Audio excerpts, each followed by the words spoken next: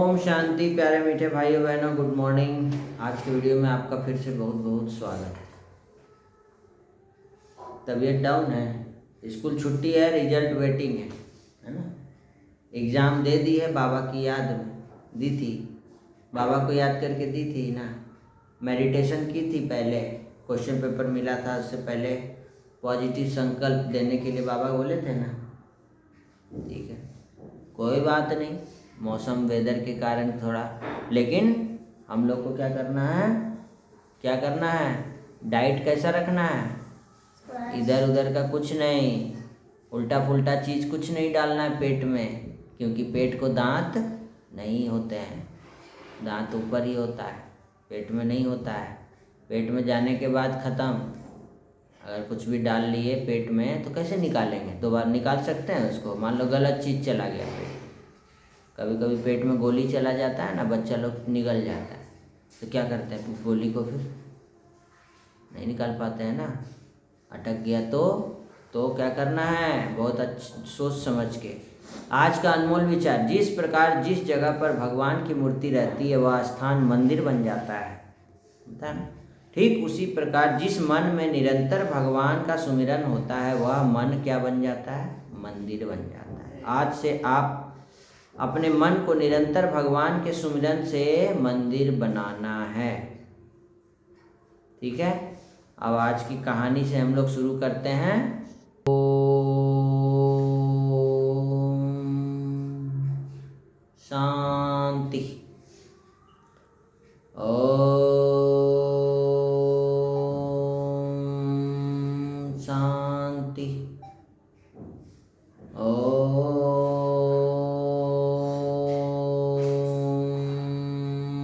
शांति। बाबा क्या बोले, सन को देखते हुए, सन गेजिंग करते हुए 3 बार ओम शांति। शरीर में ताकत आ जाएगा, शरीर का इम्यूनिटी पावर जो है ना वो बढ़ जाएगा, आत्मा में एनर्जी बढ़ जाएगी, खाली पैर वॉक, सब बताए हुए बाबा, ये सब करना है। ठीक है, खान पान में भी बहुत अच्छे से शुद्ध खाना है, लेकिन शुद्ध खाना है, सात्विक खाना है। चलिए आज की कहानी शुरू करते हैं। आज का कहानी है, आज कौन सा कहानी आया है, आज का कहानी है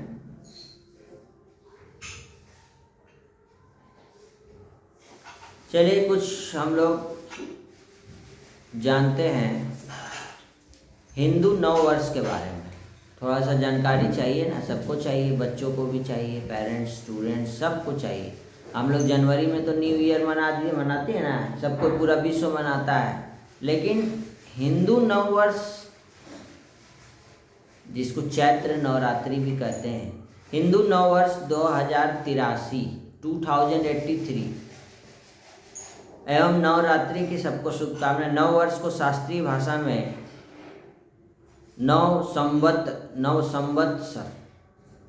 संवत्सरेष्टि कहते हैं। भारतीय नववर्ष हम चैत्र शुक्ल प्रतिपदा को मनाते हैं। यह तो हम सबको पता है, लेकिन इसका कारण जानना भी आवश्यक है। भारतीय संस्कृति और काल गणना विश्व में सबसे प्राचीन है। काल गणना में ग्रह, नक्षत्रों, आकाशीय पिंडों की गति का अत्यंत ही गहराई से किया गया अध्ययन और निकाला गया निष्कर्ष है।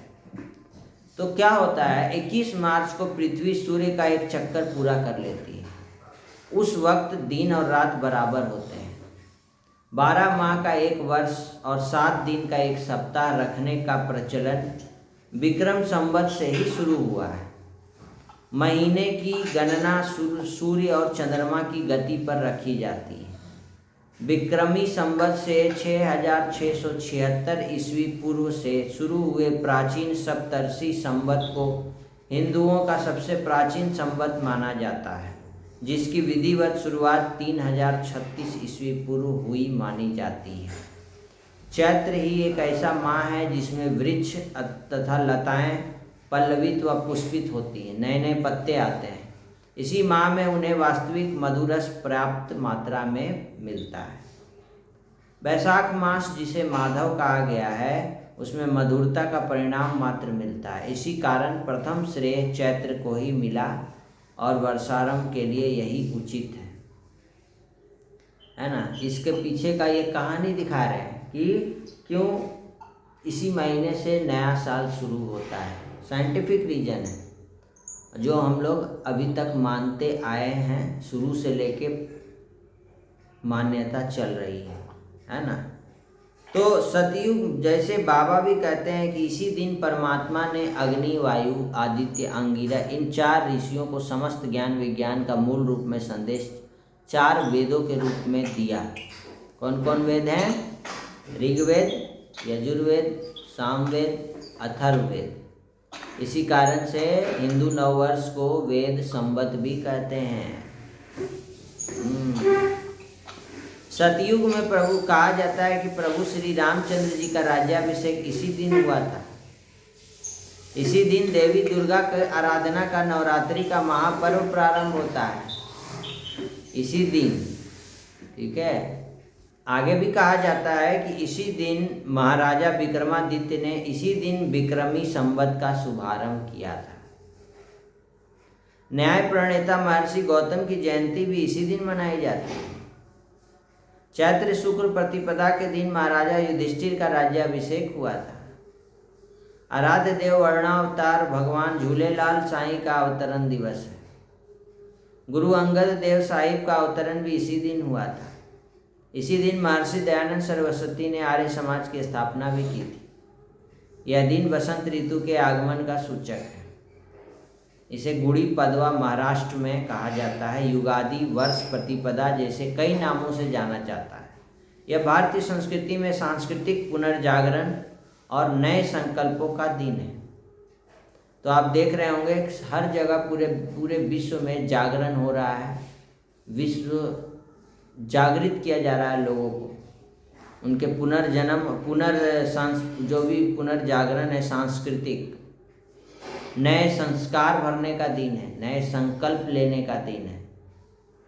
अंत में श्री राम का जन्मोत्सव भी चैत्र शुक्ल की नवमी होने के कारण इसी माह का महत्व और बढ़ जाता है। इसलिए हम यह कह सकते हैं कि शुक्ल प्रतिपदा केवल एक तिथि नहीं बल्कि एक सांस्कृतिक, ऐतिहासिक और आध्यात्मिक महत्व से जुड़ा हुआ दिन है जो हिंदू पंचांग और भारतीय जीवन शैली का आधार है। ये लेख आया था संध्या जोशी जी का। ठीक है, उन्होंने बहुत अच्छा जागृत किया सबको। चलिए, और आज हम लोग देखेंगे आज बाबा ने क्या कहा है हम बच्चों को।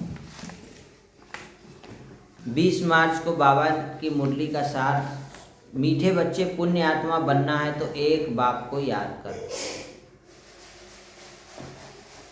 एक शिव बाबा, दूसरा ना कोई। एक परमात्मा और आत्मा। आत्मा रूपी बैटरी कैसे चार्ज होगी? परमात्मा से चार्ज होगी। याद से ही खाद निकलेगी। जब हम बाबा को याद करते हैं, भगवान को, परम पिता को याद करते हैं, तो आत्मा क्या बनती है? पावन बनती है। सदा ये स्मृति रखा जाए तो कभी भी किसी भी बात में मूंझेंगे नहीं। कौन सी स्मृति? ड्रामा की। बनी बनाई बन रही और कुछ बननी हुई है, वही जो राम रची है ना। शास्त्रों में सुनते हैं ना, ये अनादि ड्रामा बना हुआ है, इसमें मूंझने का दरकार नहीं है। ठीक है। आज बाबा ने हम बच्चों को ओम शांति का अर्थ समझाया है। जब हम लोग बोलते हैं ना ओम शांति, ब्रह्मा कुमारी में जब हम बोलते हैं अपने को ओम शांति, तो मतलब मतलब मैं आत्मा हूँ, ओम मैं आत्मा हूँ, शांत स्वरूप, शांति धाम निवासी, शांति के सागर की संतान। और जब हम दूसरे को बोलते हैं हाथ जोड़ करके, तो सामने वाले को भी हम लोग क्या करते हैं? सम्मान देते हैं कि आप भी आत्मा हैं, शांति धाम निवासी हैं, शांति के सागर की संतान हैं, शांत स्वरूप आत्मा है। फिर से हम शांति धाम में जा रहे हैं। शांति के सागर से शांति ले करके। तो जब हम भगवान को याद करते हैं, परमात्मा को याद करते हैं जो शांति का सागर है, तो उनको याद करने से हमारे अंदर क्या आ जाता है? शांति। आत्मा शांत स्वरूप बन जाती है। समय के कारण पुनर्जन्म लेते लेते आत्मा की स्थिति क्या हो गई है, क्या अवस्था हो गई है? गुस्सा आ गया है उसके अंदर, क्रोध आ गया है उसके अंदर, काम क्रोध लोभ मोह अहंकार ईर्ष्या द्वेष नफरत सब आ गया,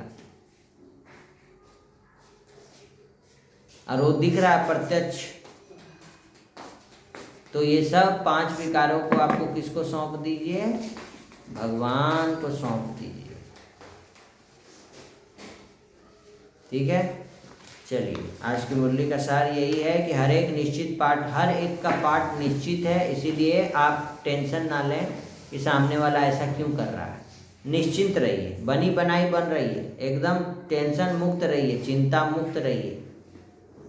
वही है वही जो राम रची रखा, ड्रामा पर अडोल रहना है। बाबा ने कहा कि तुम लोग निश्चिंत रहो, बेफिक्र रहो, चिंता मत करो। बाबा बैठे हैं ना, बार बार अपने को स्मृति दिलाइए, बच्चे चिंता मत करो, मैं बैठा। ठीक है, और एक बाबा की याद में लगन में मगन रहेंगे तो अवस्था एक रस हो जाएगा। वरदान दिए बाबा, आज साक्षी दृष्टा होकर वरदान दिए कि सबके पाठ को साक्षी होकर के देखो कौन क्या कर रहा है।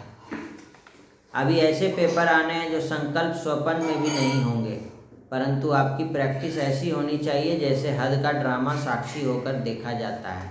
चाहे दर्दनाक हो या हंसी का हो, अंतर नहीं होता है ना। आप कोई फिल्म देख रहे हैं, हाँ, उसमें कोई दर्दनाक सीन है या कोई हंसी का सीन है, आप क्या करते हैं? देखते ही हैं ना, कुछ कर तो नहीं पाते हैं। तो ऐसे चाहे कोई भी रमणीक पाठ हो, चाहे स्नेही आत्मा का गंभीर पाठ हो, हर पाठ साक्षी दृष्टा होकर देखो, एक रस अवस्था करो, तभी अवस्था ऐसी रहेगी और एक बाप की याद में मगन रहेंगे। दृढ़ निश्चय से अपने भाग्य को निश्चित कर दो तो सदा निश्चिंत रहेंगे। ठीक है, बाबा ने हम बच्चों को निश्चय और निर्भय और निश्चिंत रहने के लिए कहा है। निश्चय, निश्चिंत और निर्भय, ये 3 शब्द अव्यक्त इशारे में चल रहे हैं ना। तो जब हमको अपने ऊपर विश्वास रहता है, भगवान के ऊपर विश्वास रहता है, तो विजय हमारी निश्चित हुई पड़ी है। कल्प कल्प के विजयी हैं। ठीक है, ये बुक है स्पेशल विद्यार्थियों के लिए ही है, जो ब्रह्मा कुमारी में मिलता है। सबके प्रति शुभ भावना, शुभकामना, प्रभु चिंतन से प्रसन्नचित, विचार में विशालता, बुद्धि में सद्विवेक, जीवन में सदाचार, परम सत्य को जानो और सबको सुख दो और सुख लो, है ना। इस किताब में यही लिखा हुआ है, बहुत सुंदर सुंदर वाक्य लिखे हुए हैं, सुवाक्य। समय को सफल करना बहुत बड़ी शक्ति है। दृढ़ संकल्प करो कि मुझे किसी भी हालत में उदास नहीं होना है, हर परिस्थिति में सदा शांत रहना है और खुश रहना है भगवान की याद से। ठीक है, चलिए आज के मुरली का सार यही है। कल फिर से मिलते हैं नए वीडियो में। आज ये सब प्रैक्टिस करना है और होमवर्क जरूर बनाना है।